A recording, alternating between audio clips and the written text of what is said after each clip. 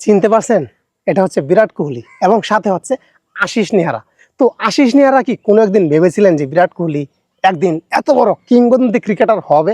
এবং এই বিরাট কোহলির ক্যাপ্টেন্সিতে কিন্তু এই আশিস নেহরা খেলেছে এবং এই আশিস নেহরা যেদিন অবসরে যায়, তার যে লাস্ট ম্যাচটা ছিল সেই ম্যাচেও কিন্তু এই বিরাট কোহলি ক্যাপ্টেন ছিল এবং বিরাট কোহলির ক্যাপ্টেন্সিতেই কিন্তু আশিস নেহরা তার ক্যারিয়ারের সর্বশেষ ম্যাচটা কিন্তু খেলেছিল। তো আসলে ভাই কখন যে কি হয়ে যায় খুব বলা মুশকিল। আজকে দেখেন আশিস নেহরার স্মৃতিচারণ, আশিস নেহরার যেই অবদান আছে ভারত টিমে, এবং আশিস নেহরার নামটা হয়তো কোনো একদিন মানুষ ভুলে যাবে, কিন্তু এই বিরাট কোহলির নাম, বিরাট কোহলির মান কখনোই কিন্তু এই ক্রিকেট স্টোরি, ক্রিকেট হিস্টোরি থেকে কিন্তু ভুলে যাওয়ার নয়। কিং কোহলি। তো দেখেন ভাগ্যের কি পরিহাস, ভাগ্যের কি নিয়তি যে আশিস নেহরার হাত ধরে একদিন, ছোট্ট ছিল ছেলেটা, ছোট্ট ছিল কিন্তু দেখেন বা একটা বার দেখেন, হয়তোবা কোনো একটা স্কুলের অনুষ্ঠানে বিরাট কোহলি হয়তোবা ভালো খেলছে এবং আশিস নেহরা তখন বিগ ক্রিকেটার ইন্ডিয়ান টিমের। আমি আসলে কনফার্ম না, তবে এরকমই একটা আইডিয়া করা যায় পিকচারটা দেখে, ঠিক না বন্ধু? হ্যাঁ।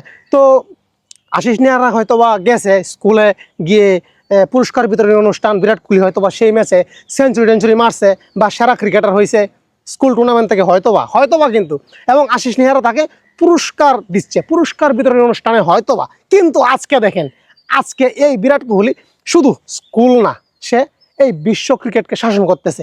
এই বিরাট কোহলি বিশ্ব ক্রিকেটকে শাসন করতেছে। এই বিরাট কোহলির জন্য আমরা চ্যাম্পিয়ন্স ট্রফির প্রথম ম্যাচটা হারছি, এই বিরাট কোহলির জন্য, আর কারোর জন্য না। এই বিরাট কোহলির জন্য কিভাবে একটা সেঞ্চুরি বের করছিল মনে করেন, ইন্ডিয়ান টিমও জিতছে এবং সেঞ্চুরি হয়েছে।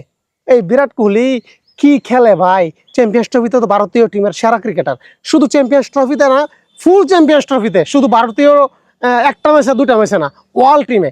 তো এই বিরাট কোহলি সেই বিরাট কোহলি, কিং বিরাট কোহলি। আশিস নেহরা একজন ভালো মানের বোলার ছিল। আশিস নেহরা আমি দেখেছি সে দুর্দান্তভাবে বোলিং করেছে, খুবই অসাধারণ। এবং আমার এটাও মনে পড়ে যখন ক্যারিয়ারের last match Ashis Nehra ফিল্ডিংয়ে, Virat Kohli captain, তো বলটা আসতেছে, সে ফিল্ডিং করবে, আশিস নেহরা বলটা হাতে না নিয়ে এইভাবে পা দিয়ে, মাঝে মধ্যে আমরা নেই না বলটা আসতেছে, আশিস নেহরা পা দিয়ে নিছে। বিরাট কোহলি প্রথমে একটু রাগান্বিত হয়েছে যদি বলটা ছুটে যায়, পরে আবার বিরাট কোহলি তাকে বাহবা জানাইছে। তো আমার এই স্মৃতিটা এখন পর্যন্ত মনে পড়ে।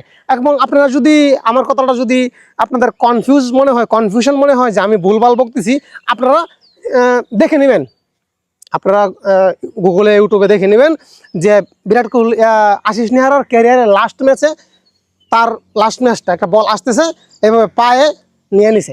তো বিরাট কোহলির জন্য শুভকামনা এবং আশিস নেহরার জন্য শুভকামনা। সবাই সত্যি কিংবদন্তি ক্রিকেটার তারা। ধন্যবাদ।